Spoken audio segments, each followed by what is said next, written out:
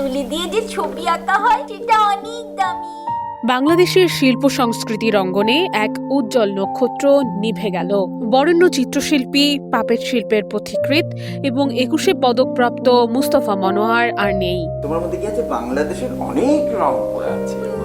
সোমবার সকালে রাজধানীর স্কয়ার হাসপাতালে চিকিৎসাধীন অবস্থায় শেষ নিঃশ্বাস ত্যাগ করেন তিনি। মৃত্যুকালে তার বয়স হয়েছিল ৯০ বছর। দীর্ঘদিন ধরে তিনি নিউমোনিয়া ও প্রস্টেট ক্যান্সারে ভুগছিলেন। চলতি মাসের ১৪ জুন অসুস্থ হয়ে হাসপাতালে ভর্তি হয়েছিলেন তিনি।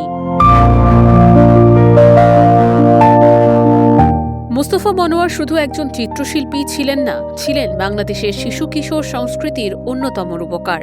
কেন্দ্রীয় শহীদ মিনারের লাল সূর্যের অন্যতম স্থপতি, জনপ্রিয় চরিত্র পারুলের স্রষ্টা। মিনা প্রকল্পের সঙ্গে যুক্ত এই গুণী মানুষই নির্মাণ করেছিলেন বাংলাদেশ টেলিভিশনের জনপ্রিয় শিশুতোষ অনুষ্ঠান নতুন কুড়ি এবং মনের কথা। সবচেয়ে দামি তুলি হলো এইটা, চুলওয়ালা তুলি।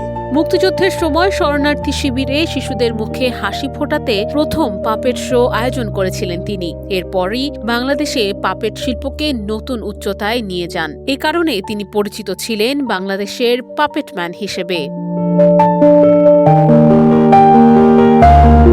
১৯৩৫ সালের ১ সেপ্টেম্বর কবি গোলাম মোস্তফার পরিবারে জন্ম নেওয়া মুস্তফা মনোয়ার কর্মজীবনে বাংলাদেশ টেলিভিশন, শিশু একাডেমি, শিল্পকলা একাডেমি ও বাংলাদেশ চলচ্চিত্র উন্নয়ন সংস্থা সহ বিভিন্ন গুরুত্বপূর্ণ প্রতিষ্ঠানে দায়িত্ব পালন করেছেন। শিল্পকলায় অসামান্য অবদানের স্বীকৃতিস্বরূপ ২০০৪ সালে তিনি লাভ করেন ২১ পদক।